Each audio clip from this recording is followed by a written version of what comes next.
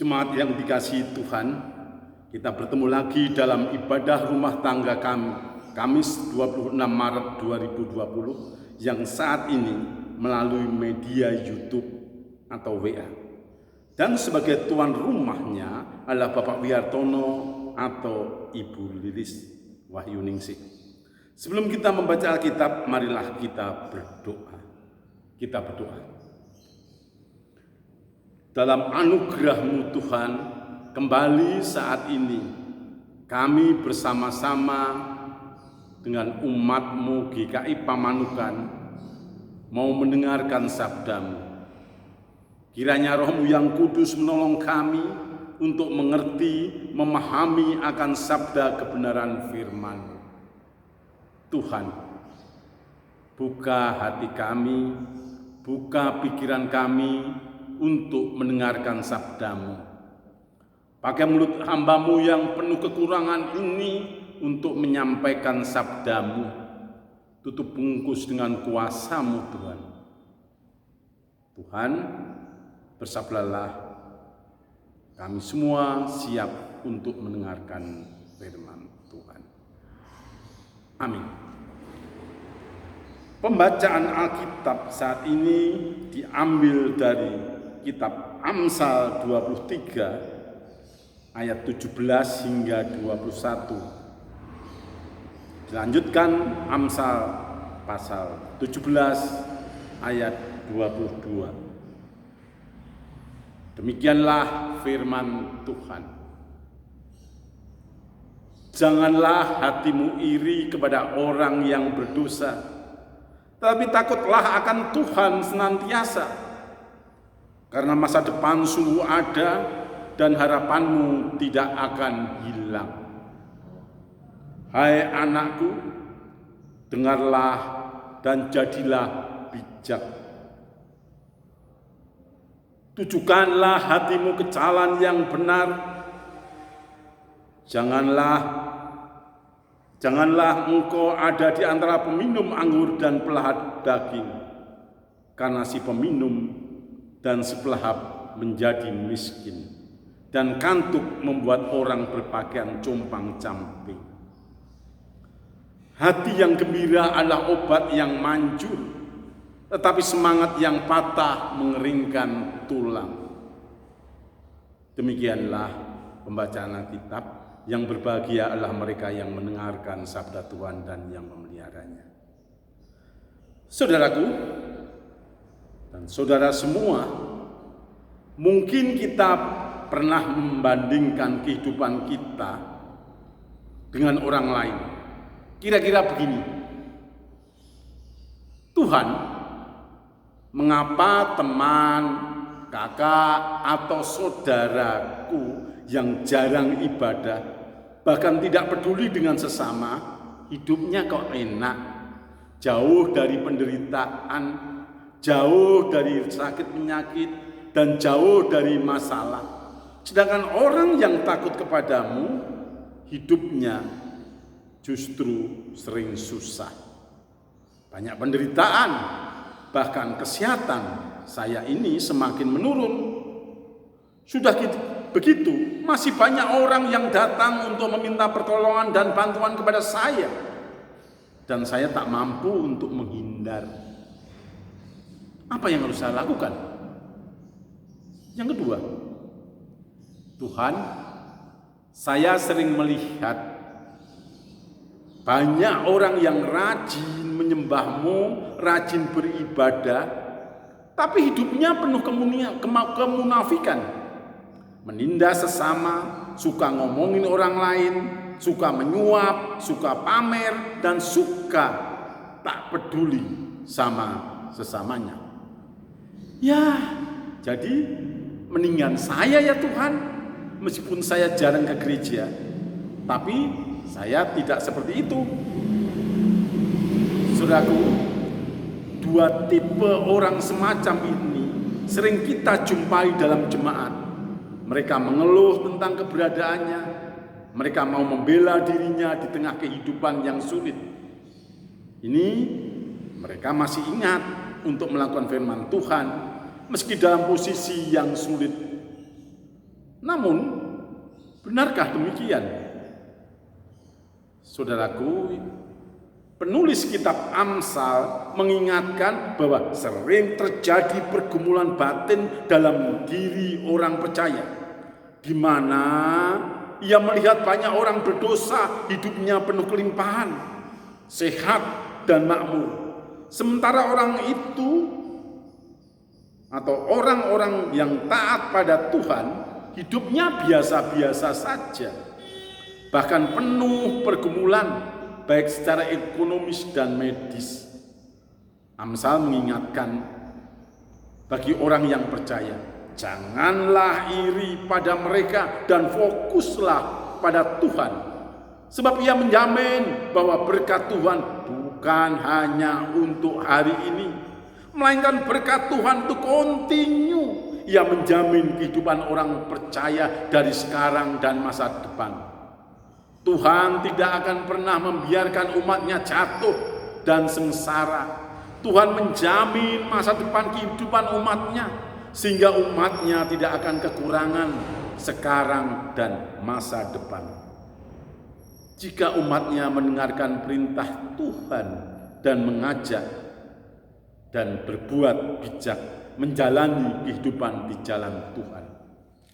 Selain itu juga patut diingat adalah ketika menghadapi masalah baik dalam kondisi kecukupan atau kekurangan, jangan mencari pelarian pada minuman beralkohol dan pesta pora. Sebab itu justru akan membuat orang miskin. Begitu juga kita jangan membiarkan diri kita menjadi pemalas, di mana ketika kita malas, kita mager, malas gerak, sedikit-sedikit tidur, tidak mau bergerak. Apa akibatnya? Maka ketika kita malas bergerak, maunya tidur, justru kita akan mudah sakit. Namun dengan banyak bergerak akan menimbulkan sukacita dan terhindar dari berbagai penyakit.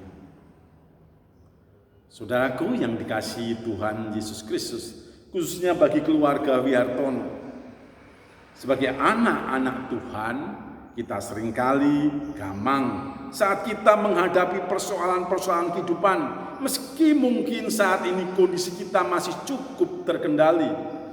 Namun, lihatlah orang-orang di sekitar kita. Ketika dampak dari social distancing, maka beberapa orang yang hari ini kita lihat saja, ada yang belum bisa makan karena mereka tak dapat penghasilan. Mereka berdoa pada Tuhan agar mereka dapat makan. Mereka berdoa pada Tuhan agar anak-anaknya bisa makan, dapat rezeki. Tetapi, dapatkah mereka memperoleh rezeki? Ketika mereka bergumul, berdoa dengan tekun. Saudara, mungkin Tuhan menjawab melalui saudara. Jangan berdalih, jangan Tuhan, jangan saya. Bukankah masih banyak orang yang lebih baik dibanding saya? Jangan pakai saya untuk menjawab doa mereka. Kita takut kekurangan.